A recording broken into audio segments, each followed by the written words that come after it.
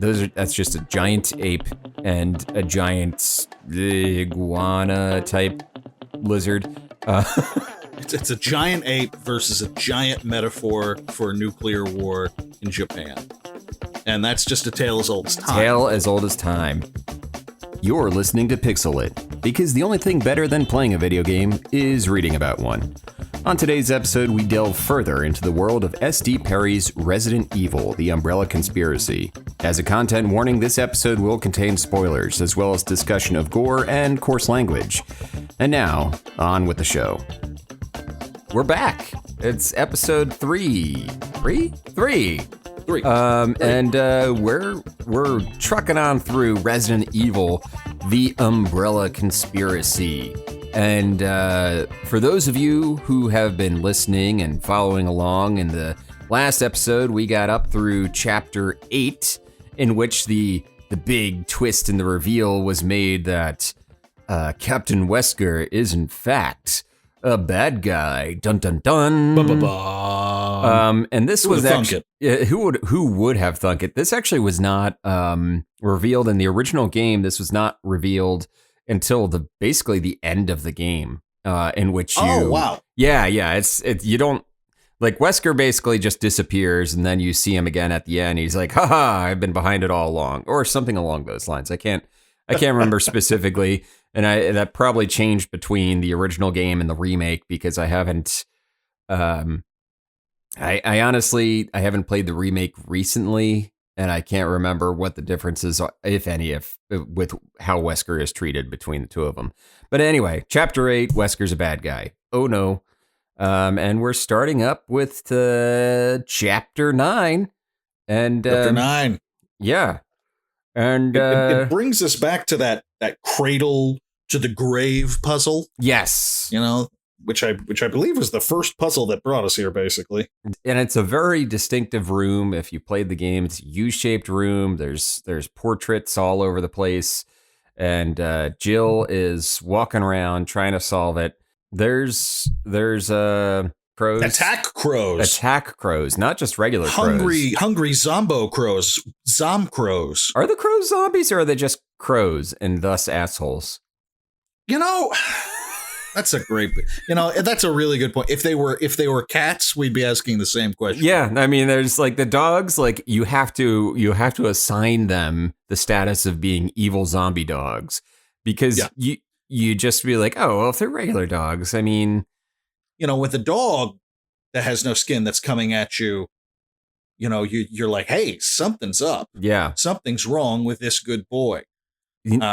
Crow or a cat attacks you, you're like, well, that's a crow or a cat. That is a crow or a cat. And you know what? Yeah. Even if the dog has been ravaged by the T virus, still a good boy.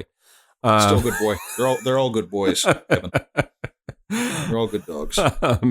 Jill she just like flips a switch, and that was really not a good idea. I guess she figures out that the ledge that the crows are standing on is electrified. And if you flip the wrong switch, it sends a little shocky into the crows' footsies. And they need vengeance. And they need vengeance because crows are smart birds. They're up there. They are. And they will figure out that, oh, well, she clearly did something because she flipped a switch and now my feet hurt. Right. Now my feet hurt. It's time for vengeance. It's time for vengeance. And that's just a regular crow. So we don't even know if this is some sort of mutant Zomcrow. Yeah. So that little section ends with her dealing with that. Then we get a little smash cut over to Chris and Rebecca. They're making their way out of the file room together this time. Rebecca shows off in her little biology knowledge and just starts talking about all these papers they got to do with virology. And she gives us a little bit of an exposition dump. There's actually a really nice bit of information in this expo dump. At one point, Chris asks her, is there any way to tell if we could be infected? And Rebecca responds, not without more information. All of that is pretty old, 10 years plus, and there's nothing specific about application. Though an airborne with that kind of speed and toxicity, if it was still viable, all of Raccoon City would probably be infected by now. I can't be positive, but I doubt it's still contagious, which actually is a nice It's a nice line because when you play the Resident Evil games and you have these Zambos that are constantly gnawing on you, but your character never becomes a zombie, it suddenly makes sense because it doesn't matter. These zombies are just zombies. It's not like they're contagious zombies at this point. It's like any other zombie franchise. A bite is the kiss of death. That's it. Exactly. In vampires too, there are some where it's just getting bit by a vampire is enough to become the vampire, and she's kind of throwing it out there. It's like, oh yeah, you remember all those times you got chewed on by zombies when you were playing this game? Here's why. Here's why nothing happened. Yeah. It's because you're past the viral infection stage, which makes sense. That is a thing with viruses. There's a part at which you are just ill but can no longer like spread the virus. That's just how viruses work. No, I'm not going to say that's just how viruses work. Please write in if that's not how viruses work, because I'm not an expert on viruses. Please send your complaints to that's not how viruses work at gmail.com. We'll be checking that on a near yearly basis. Yes. Every flu season. And only when I've been drinking.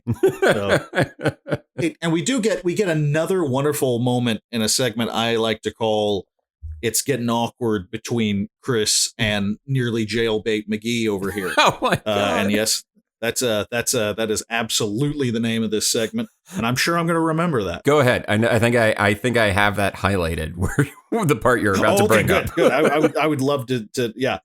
So they're basically getting their way down the hallway. So he tells her he needs her to watch his back, and the quote here is, "Yes, sir," she said quietly, and Chris grinned in spite of the situation.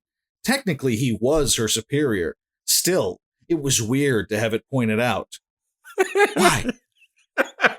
Is it weird because you wish that she was calling you daddy instead of sir, or because that's the impression that I'm getting. I'm really Chris. glad that you pointed this out, because I had the same exact read on that paragraph. Good. Okay, good. It wasn't just me.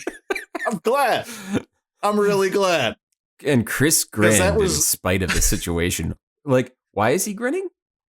Why is that? Why is this so weird, Chris? Why are you making it weird? You're making it weird, Chris. You're making it weird, Chris. She's 18. You're 20-something. You're probably too old for her. The only people allowed to go after 18-year-olds are 19-year-olds and 17-year-olds, and that's it. That's it. My God, man. There are zombies outside. Quit your grinning and grab your linen. We don't have time for this crap. Not just any zombies, Resident Evil zombies. We got Resident Evil zombies, and there's other monsters, Chris. Yeah. Spoiler warning, there's other monsters. I'm pretty sure there's a snake wandering around the building. And meanwhile, you're more concerned with the snake in your pants. Ayo! I think we all saw that coming. I think, yep. You know what? That was a beach ball. That was a beach ball right across home plate. What choice did you really have, Kevin? I'm not mad at you. We have more hallway and corridor walking and talking. So many, yeah. So many. It's like an episode of The West Wing in here. It's basically it's Resident Evil. Resident Evil by Aaron Sorkin. Oh dear God! Someone make that fan fiction happen. Oh, just walking and talking down hallways, zombie hallways, but hallways. Yeah, and every now and then it's just, interrupted by zombies slamming their way through the windows. But it would have to be a West Wing, West Wing Resident Evil crossover, because I really would love to see President Jeb Bartlett would handle the zombie outbreak in Raccoon City. He would. I can tell you what he would do in a vague, broad sense of the term. He would handle the situation in a way that liberals would absolutely adore in a world that does not nor cannot exist. I say that as a man who's pretty far left. Liberals love it. The Republican Speaker of the House would stand up and give him a standing ovation. Jeff Daniels would walk in and start talking about how we used to be great and we can be again, and now we are the welcome to the newsroom, Raccoon City. And that zombie's name was Albert Einstein. Fuck. We are inspiring some fan fiction here, and I think that means we're doing good work. If it worked for that Twilight fan fiction that became 50 Shades of Grey, it can work for the Resident Evil West Wing fans and all of us. Chris watches one zombie eating another zombie, which is actually not something that happens. I've never really seen zombies show interest in one another. Another nice lurid description of it moaned again, a wet, phlegmy sound, and brought a handful of slushy gray matter to its eager lips. Honestly, Good I would stuff, I would get that tattooed across my back if I could. That's we've got some really solid grotesqueries, written here. It's such a funny situation to be here where there's so many moments in this where you're like, why is this a book? Why is this a book? Yeah. And then something like that happens and you go, Oh. okay, yeah, that was pretty cool. That was worthwhile. I think Edgar Allan Poe would like that description. Oh, he would have loved it. I just don't like Chris's point of view chapters, especially when Rebecca's around, and I think we can all agree to just pretend that they never happened. Be gross with someone your own age, man. That's my advice to all men.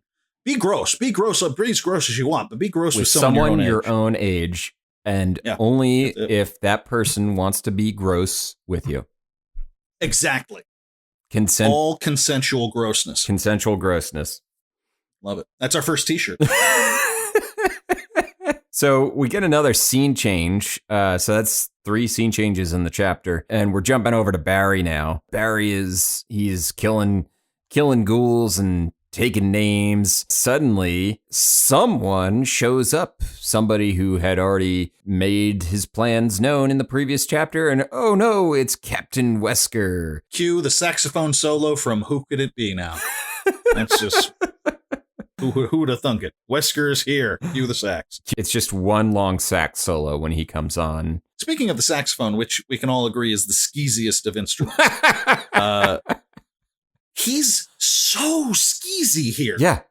Like, weirdly skeezy. Like,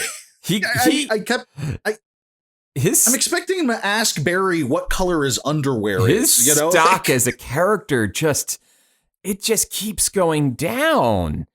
Yeah, it's getting worse. Like, he's already the bad guy. Every single second of him in this book, he somehow becomes a worse person. For different reasons. He just, like, this one, he's like the before. We hate him because he's threatening Barry's family. He's the bad guy. Fine. Here, he just feels scummy. There's something really just about the way he's grinning at Barry really, really pointedly. And then he says something about, like, sorry about that. I had some business to attend to, calling nature. He's basically Lumbergh from Office Space. Right. In this scene. Right. He basically comes out of the elevator, just like has a cup of coffee. He doesn't actually have a cup of coffee. I just imagine him having gotten coffee somewhere in this building. And he comes out of the elevator and he just goes to Barry and be like, hey, Barry, what's happening? Listen, I'm going to need you to have to work on this weekend. It's right. Absolute worst boss. Just so weird. And it's just, and he basically tells Barry, he basically just lets him in on it all. He's like, hey, I'm the bad guy here, and you're going to help me, because if you don't, I'm going to kill your whole family. We've got a team waiting outside your family's house, ready to kill him the moment I send in the signal. Yeah. And Barry, as we've established, he's the family man, the old one, the 38-year-old man who's just 2 weeks away from retirement. He's old, and he's been married for 20 years. Yeah, which is longer than any person has ever been married before. His oldest kid is heading off to college next week. And then he can't take that chance, man. He doesn't believe Wesker necessarily, but what choice has he got? What choice does he got? I like the fact that he lies about having to go attend to, Call of Nature. And then, like, in 2 seconds, he just lets Barry in on the plan. Yeah, like, what was even the point? What was even the point of lying to Barry about having to go take a dump? I would love it if, like, he's like halfway through that lame excuse, and then he goes, "You know what? Fuck it. Actually, I'm gonna kill your family if you don't help me. So, I'm sorry. I can't even say that out loud. Like, I felt so stupid. This is so dumb. No, not Call Now, that of doesn't Nature. mean I'm not looking for a John. Have you seen one? Have you seen one that isn't, like, dirty and scuzzy? Because I gotta take a poop. And just filled with crazy poop-eating zombies. I don't know if that's a thing. I don't want to know if that's a thing. Heat. I just need to pee, man. Like, and I'm a gentleman. And I can't do it out in the open. It feels wrong. Anyway, gonna probably kill your family if you don't do what I tell you to do. Yeah, he basically becomes the big bad villain. The cool thing is, though, in this moment is we get a scene that we didn't get in the games, because honestly we don't find about the twist about Wesker until later. And then we also don't find out that Wesker had blackmailed Barry until, like, later. It's a straight up twist, and it's becoming more clear to me that this book was written. It's for people who played the games, right? Clearly, right. Because if you've played the first Resident Evil game, Wesker's the villain. Barry was being blackmailed. So instead of, like, trying to set it up as a twist, S.D. Perry just wrote it as, all right, I'm just gonna write it in here. We're gonna see this scene, and we're gonna use this moment to have full on character development, really make Wesker a villain, instead of in the games where he's like, oh, he just is suddenly, he's like, oh, I guess he's the bad guy. Right. Which is frankly, again, another good way of adapting it to a novel, because a twist is not going to be nearly as interesting in the grand scheme of things as actual honest to God character development, even if that character development just involves, I'm the bad guy, I had to take a piss. Like, that's still better than, I was dead the whole time kind of shit. Yeah, you've seen the Resident Evil movie? A long time ago. All I right. remember it had basically nothing to do with zero. The Yeah, it has zero to do with the games. Like, nothing. I remember it was like, I think we were an hour and 10 minutes into the movie before we saw zombies. Something like that. And I think the movie's only an hour and 21 minutes long. There's like a moment in which there's, like, this character. There's this character that's with the main character the entire time, this guy, and he has amnesia. And then heading into the final act, there's, like, this gas that he gets sprayed with that causes him to remember everything. And the moment is basically, he doesn't say this, but he basically says, oh yeah, I'm the bad guy. Upon remembering everything, he's actually the villain. Just, Hey Aqualung starts playing over the speakers way too loud. Just Jesus. And so, like, this kind of precludes that. This is like, okay, we're gonna set up Wesker as a villain. The only thing that I had with Wesker's little spiel with Barry is when he tells Barry, of course, you tell them you've seen me. That could complicate matters. If I run into trouble, say get shot in the back, well, enough said. Let's keep this to ourselves. I don't get why, if he wants Barry to lie for him, right, and work for him, why not keep it just a little bit simpler and say, tell Barry, like, hey, you run into Chris or Jill, and so you, like, tell them that you saw me, but you can't tell them anything about this. Now Barry has to have, like, 2 layers of lie. He's like, first of all, I'm not working for Wesker, and second, no, I don't know where he is. Right. It's just anyone who has ever had to fib on any occasion knows that the easiest thing is just to change the one detail. Keep lots of truth in there otherwise. Barry doesn't seem like a guy who's really able to deal with multiple lies at once. No, absolutely not. I'm not sure that he even knows how many bullets are in his gun at any given time.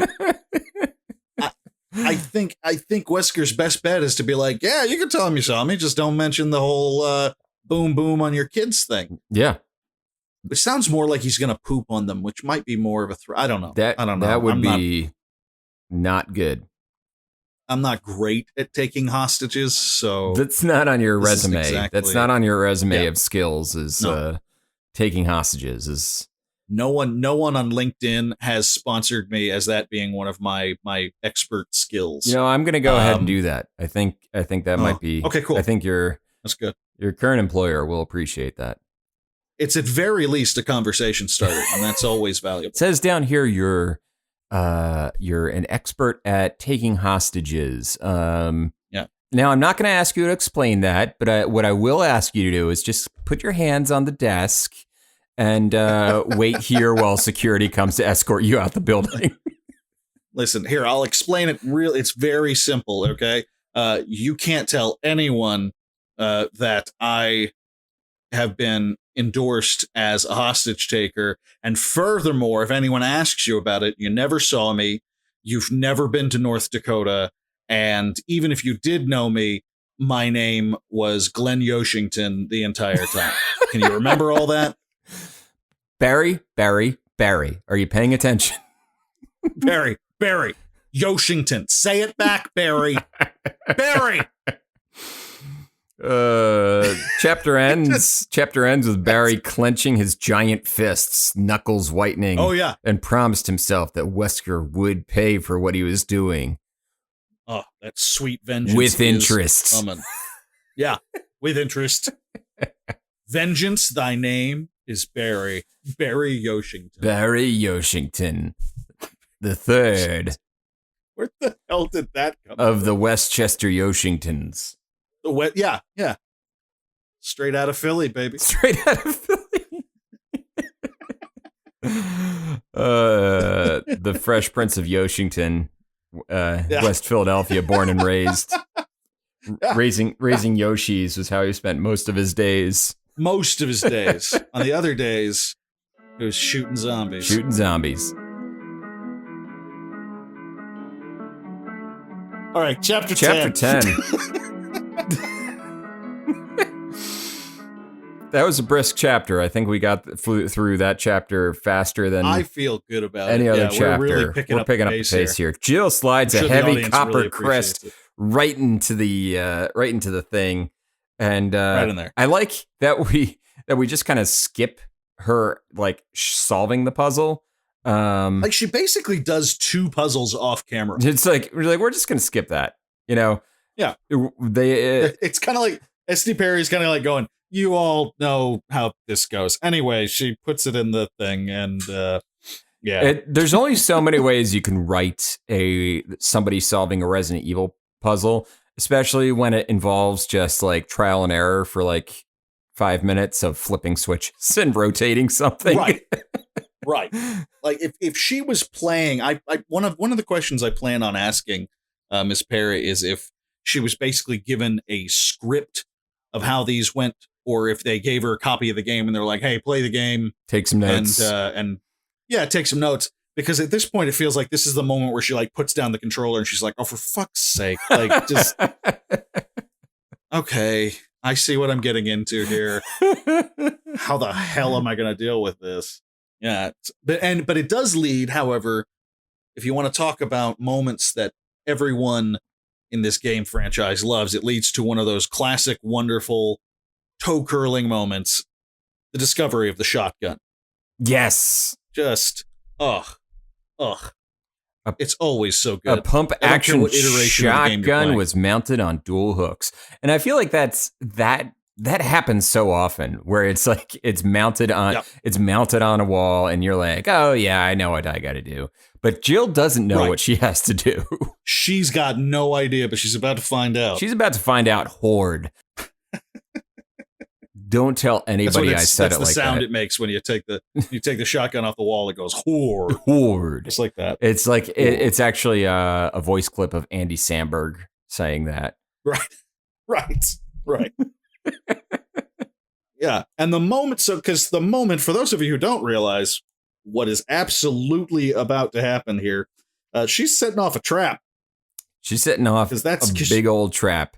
You don't get a shotgun in this game. I have a without some lot of logistical questions about this trap. Oh yeah, and these are questions I did not have when I played the game, because I was like, this is a game and that was a thing and that was a harrowing experience.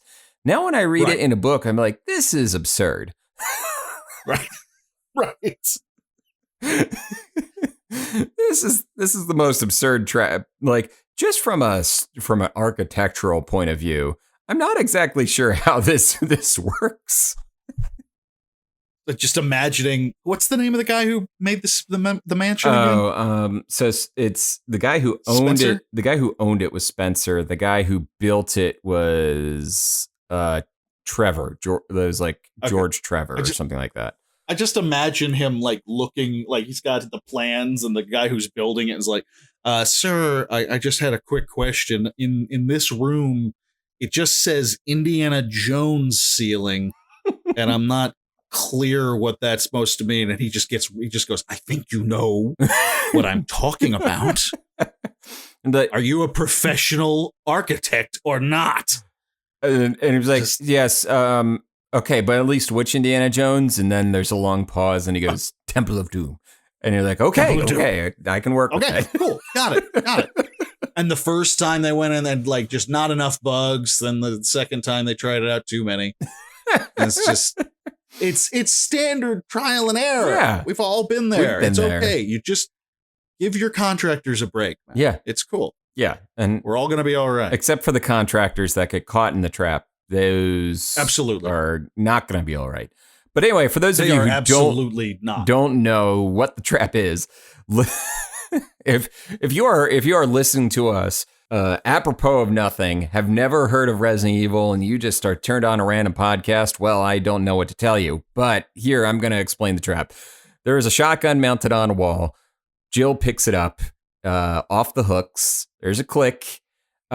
She leaves the room that the shotgun is in, and she goes, there's like 2 rooms off of this hallway. She leaves the room that the shotgun was in, goes back into the room and then the next door would take her into the hallway, and then whoops, all the doors lock in the room, and the ceiling is starting to slide down, with the intention of crushing her.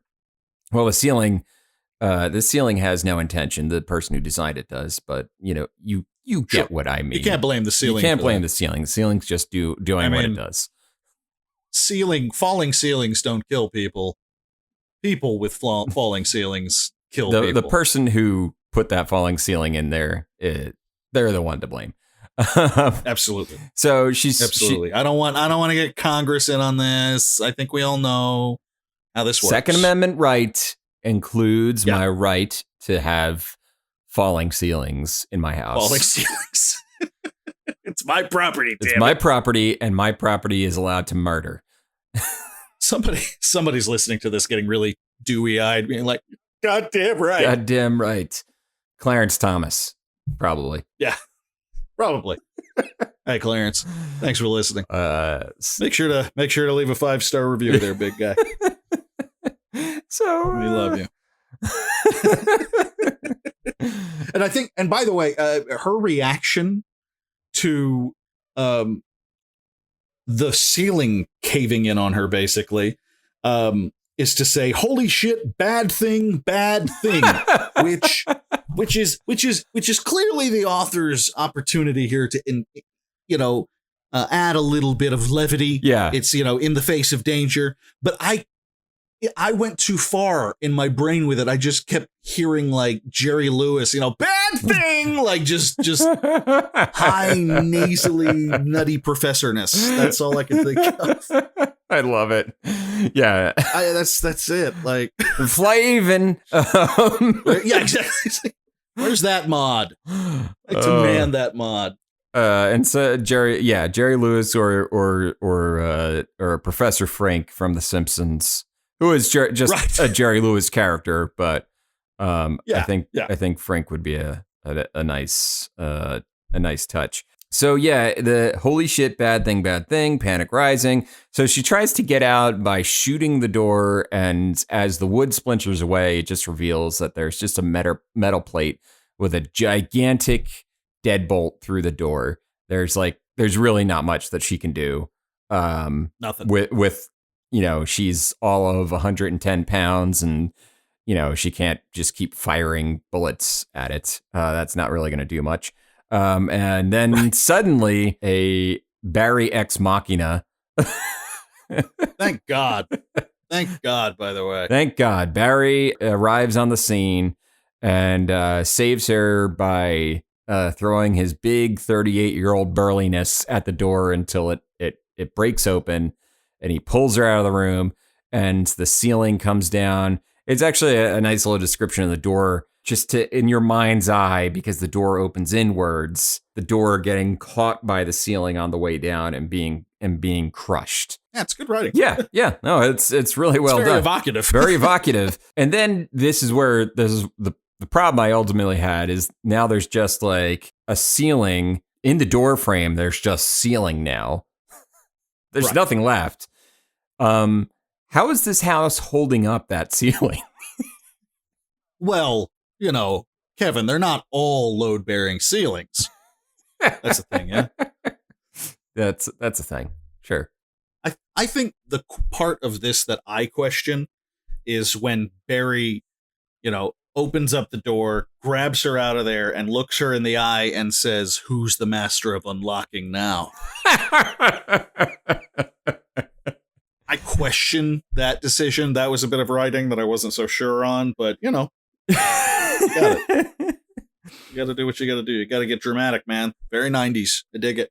And then he puts on his sunglasses, and in the background you hear just Baba, this is where they got the idea for that. Baba O'Reilly starts playing, and yeah. And they both just start air guitaring out for like 3 solid chapters. Yeah, it was 3 elaborate chapters describing them air guitaring from as the chord changes, everything. And this is an air guitar. Nobody here is hearing anything. No, they're not even hearing. They're not even hearing. They make a point.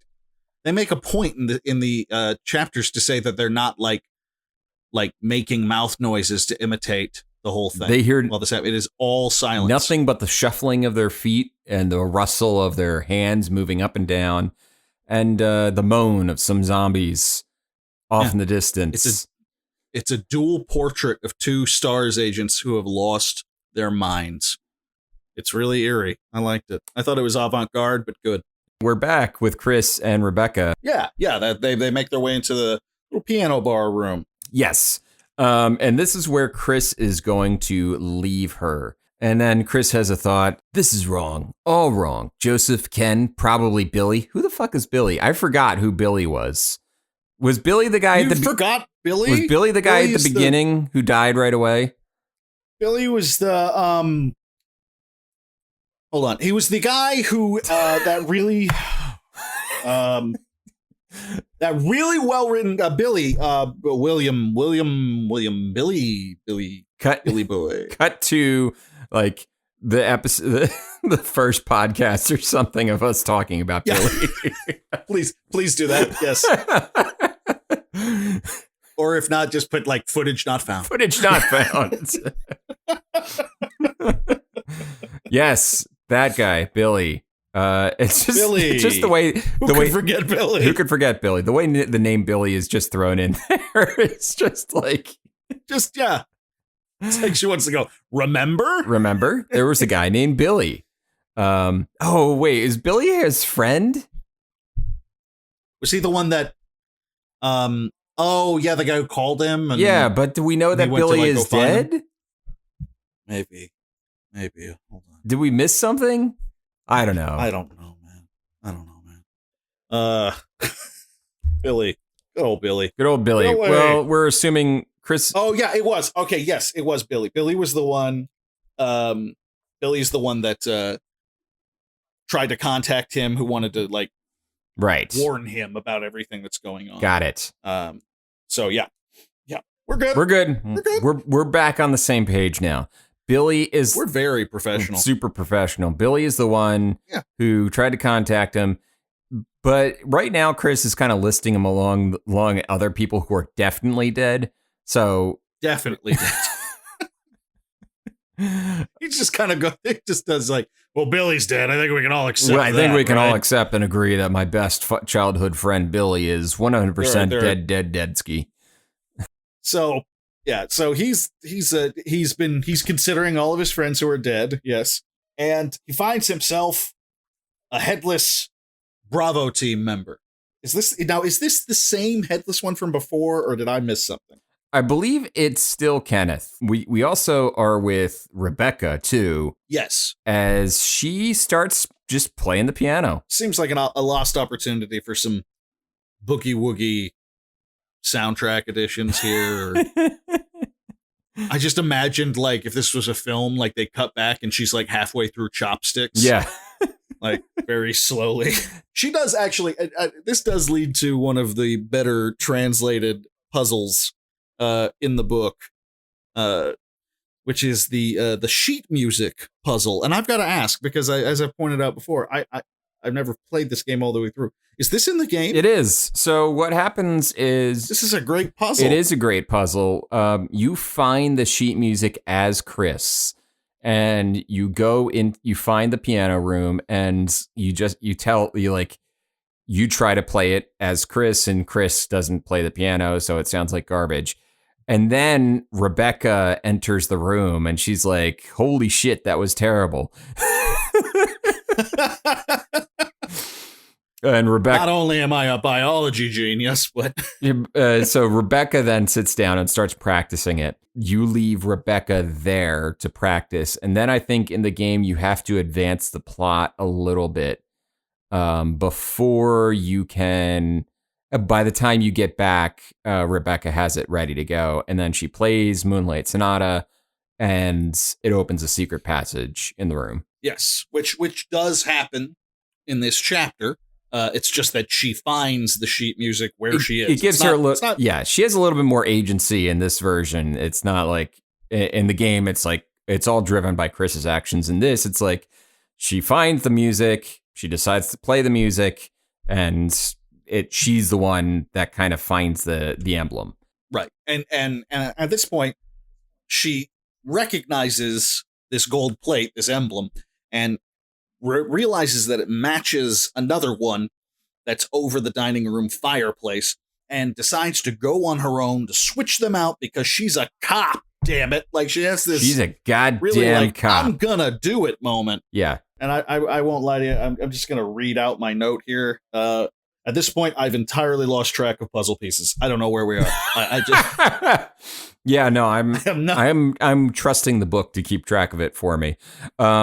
Yeah, exactly. So, and thank God that the book is... I wanted to mention, they actually, I forgot to point out that Chris and Rebecca, here, I'll just read this little passage. They hurried around the end of the long table past the elaborately decorated fireplace, stopping in front of the shattered pile. Chris nudged the gray pieces with the tip of his boot. From the angles and shapes, it appeared to have been a statue of some kind. So this is actually another puzzle that S.D. Perry just like kind of throws in there, that it's been solved by somebody else at some other time, and we don't need to talk about it. So there's a in the dining room, there's a statue in the dining room of the second floor of the dining room that you can push over the ledge, and the statue will fall, hit the ground, and shatter. And there's something embedded into the statue. I forget specifically what it is, but it's like a piece to another puzzle that gets solved. And I thought this was kind of smart to be like, yeah, we don't need a, like, it's almost just like an Easter egg of like, yeah, somebody did it. Somebody did the statue thing. More of an Easter egg. Yeah, somebody did the statue thing. Right. Oh, cool, statue. Yeah, Good. Statue. Yeah, the people who played the game. Yes. The people who played the game are like, oh, yeah, I did that. Cool. Got it. So we jump over to chapter 11, and Barry and Jill are doing the puzzle stuff, and then Barry decides to say the famous line, Well, the one that I even know about. "Lucky for you, another couple of seconds, and you would have been a Jill sandwich." Is it Jill's? It's not Jill's sandwich in the game. Yeah, he says that in the game.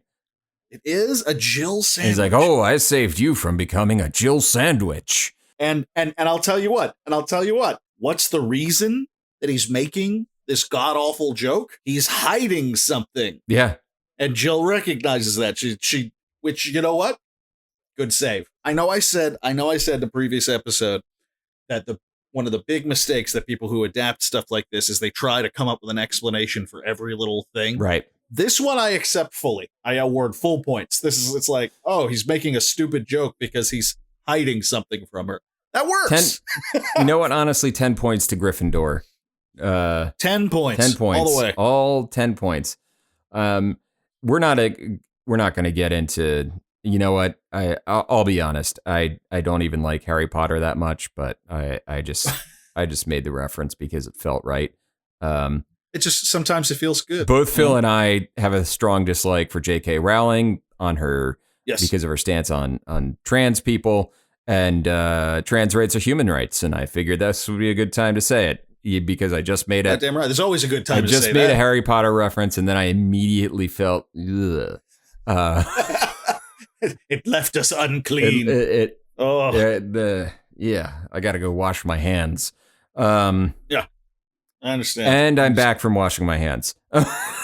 Just like that. Just like that. The miracle of editing. Miracle of editing. It took him 4.5 hours. It was and he didn't turn his mic off. There was a lot of grunting. I feel weird. Yeah, I mean, I had to stop and take a pee break in between latherings. It's an action word that bumps me out. Lathering. That's just lathering and lathering. I gotta be honest, it's a real bummer, man. Yeah, it's a total bummer.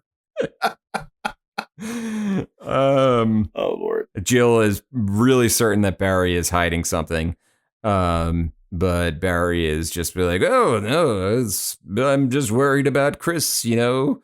And then Jill kind of like, you know, she beats herself up thinking bad about Barry by saying, "Paranoid much? This is Barry Burton you're talking about, the backbone of Raccoon Stars. Not to mention the man who just saved your life. What could he possibly be hiding?" Newsflash, Jill, it's quite a lot. Yeah. And now, and of course, the irony is that Jill's still hiding the little computer that the supposed Trent, if you will, I'm wildly gesticulating quotation marks here. Trent gave her. So what are you hiding, Jill? What are you hiding? I think she mentions that in the next paragraph. Oh, she totally. But she doesn't. Yeah. She doesn't. I don't think she feels as bad about that as she is suspicious of Barry, because she's a thief, and once a thief, always a thief. And for any of our listeners who don't know, thieves steal things. They do. So you can imagine. Jill then says to herself, "That's it, keep rationalizing. Next thing you'll be suspecting of Captain Wesker of planning this whole thing." And wink. She looks at the camera. Wink. She winks. Yeah. And she does her Jim Halpert face. It cuts to Dwight saying false. Yeah. And that's the end of the chapter. No. Yeah. It continues on for office music plays, and it ends with the Curb Your Enthusiasm theme song. Directed. Office music plays, and it ends with a really unsatisfying final season. So Jill and Barry split up again because they're stars to find more of the puzzle pieces that I've lost track of. There's like 15 or 4. I don't know. Something like that. It's a lot. It doesn't matter because this is not the only puzzle piece. There's the 4 puzzle pieces, and then there's the crests, and then there's the keys, and then there's the it doesn't matter. There are so many. There are puzzles within puzzles, and the book will tell me when we're good. Yeah. And you know what? Thanks, book. Thanks, book. Thanks for being for being there, book. Thanks for being the immutable written word. Right. I know it's real because I can read. Thanks. So Forrest is dead. Just add another name to that list, Chris. Forrest. I'm sure we've got a good paragraph of backstory to read up well, on here. He's the laughing southern good old boy with his ratty clothes and easy grin was no more. I'm going to miss him so much. I'm going to miss him. I'm going to miss him. It's a shame. You know what Forrest's favorite restaurant was? What was it? It was Lady and Sons down in Savannah. Where you can get the most authentic Southern style comfort food this side of the Mississippi. Like, just so real. I didn't work there for 6 months. You didn't. You never worked there. I can't tell you what it's like in there or how the food tastes or how people would stop me and ask me if I could interrupt Miss Dean from working the kitchen to come out and take a picture because they believed that in order to stock a Southern buffet on a Sunday in March, that Paula Dean was back there with the deep fat fryer. No. None of those things happened to me. Good fried chicken, though. Forrest really liked that Lady and Sons fried chicken. Who doesn't? I gotta say, I only ate there once, and I honestly felt like somebody had shot me in the neck with a bear tranquilizer for the rest of the day. As a man who has joyfully and purposefully enjoyed bear tranquilizers, it's a very similar feel. Yeah. Not all that dissimilar.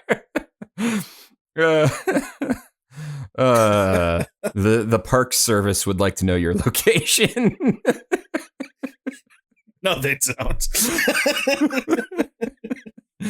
Well, they do. That's just because I keep stealing their bear tranks. Where are we?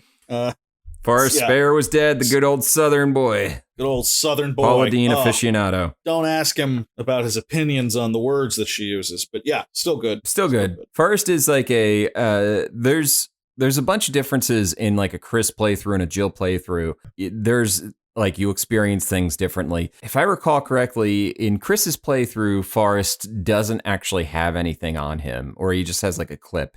And then in Jill's playthrough, you actually get a machine gun off of his body. Good Lord. That's one of the things that I vaguely recall. I'm probably wrong, and we'll get many, many angry emails to no, this is actually what Forrest had at gmail.com. Please send them there, and I will. And if that kicks back, make sure to send an email to nonethismatters at AOL.net. They really want to know.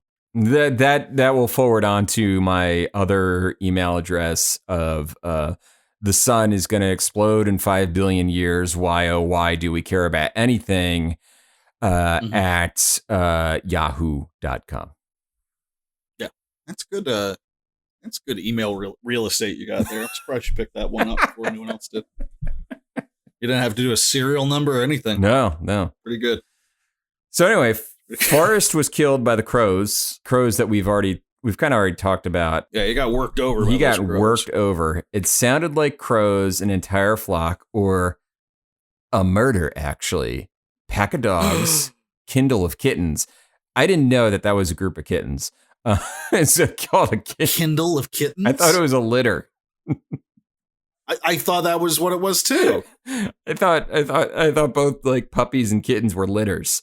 A Kindle? Hey, baby, did you know it was a Kindle of kittens? A Kindle of kittens. That's what it's called. A Kindle. She doesn't care. Why don't you ask Jonesy? You'd think he would know, but that little bastard has no interest in his own history. Yeah. He knows nothing. Meanwhile, he's probably can't even tell you who Rum Tum Tugger is. Probably just under your desk chewing on a cable at this point. That is definitely, I'm amazed that more of my cables aren't completely shot to shit. So yeah. So yeah, then he makes the connection murder of crows because he's super clever. Very clever. He realizes that the birds are bad and he should feel bad. He runs away like a good old Stars boy. He runs away. Always run from crows. Always. That is the first thing they teach you in Stars training. And actually, I'll public service announcement. Birds will fuck you up. Yes, they absolutely will. That's not even a joke. This is actually me taking my joking face off and putting on my serious face, a la Mr. Rogers. I've put on the cardigan of seriousness. +2. I was going to say it's a +1, but +2. Yeah. It's a good cardigan. It's a good cardigan. Man. It's definitely a +2 cardigan of seriousness. +2 cardigan. Give yourself some credit here, man. +2. He's throwing it on, and Mr. Rogers is here to tell you: run away from birds. Don't fuck with the birds. Don't fuck with the birds. It takes no time for, oh, look at those birds, to turn into, oh, sweet Jesus, look at those birds. If we were literally, my fiance and I were hanging out one day. We looked outside and there were a couple of birds in a tree. And we like birds. We like bird watching. And so she goes, oh, look at those birds. And then about 4 other birds joined them, like within 5 seconds of her saying that. And her tone just went to, oh, Jesus. Oh, look at those birds. Like, that's how fast. That's how fast. Oh, no. Run from birds. That's our second t-shirt. I like this fourth wall line here, where Chris thinks to himself, this wasn't some kind of game where he could push a reset button if he missed a trick. People were dying. His friends were dying. And I was like, reset. I get it. Yeah. Nice. Pray there wasn't an autosave. He's stumbling around, and Rebecca, startled, he looks down to see the young Stars member at the base of wide steps, grinning up at him.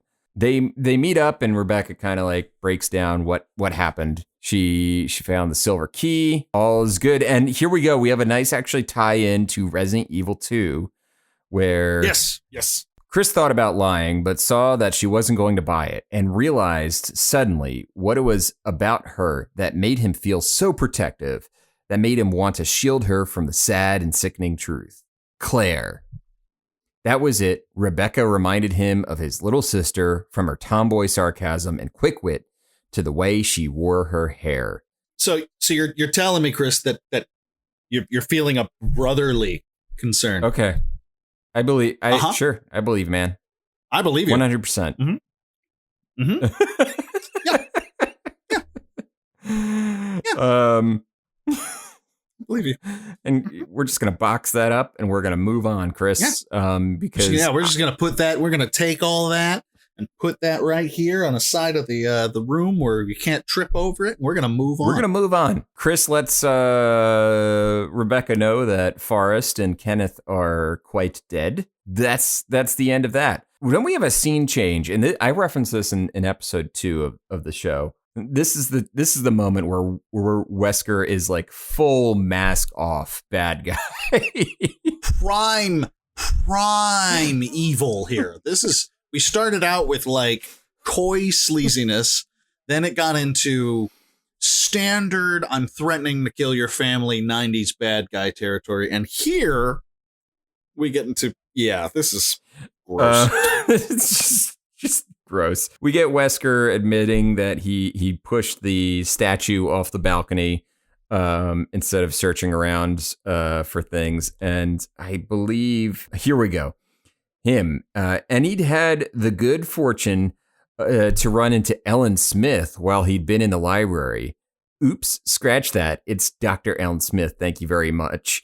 And we get an entire backstory for Wesker about how so much, by the way, so much, like Stephen King levels of like, where did that come from? Out of nowhere. Can you tell me a little bit about Dr. Ellen Smith? Okay, so Dr. Ellen Smith was a scientist he'd been working with through all of this, and he'd asked her out a bunch of times, and she'd always said no and given him that kind of cold ice queen treatment, and now, and he asked her on a date, she says no, and now in the present day, he gets to kill her because she's a zombie, and he takes no small amount of pleasure in it. Just in case you needed to hate the guy more. If she hadn't been so damned good looking, he never would have bothered in the first place. But my, how your beauty has faded, Dr. Ellen. Wesker closed his eyes, smiling, reliving the experience. Jesus Christ. Like, it's too cartoonily evil, but also very real at the same time. We've all met that guy who would be like, "Oh, fucking bitch, I wish she turned into a zombie. I excused to shoot her in the head." Literally what he says. Oh. Wesker didn't like to think of himself as a shallow man, but pulling the trigger on that high-riding bitch had been wonderfully, no, deeply gratifying. He is a patron saint of fucking incels at this point. Oh, yeah. Yeah. He is. And this is also something that doesn't really age well, right? Because now we're 20 years later, 23 years after this book is published, right? And we've had literal instances of incels perpetrating violence against women because of bullshit like this. And obviously, don't get me wrong, I'm not saying that it's not the media, it's not the portrayal in media that has caused the violence.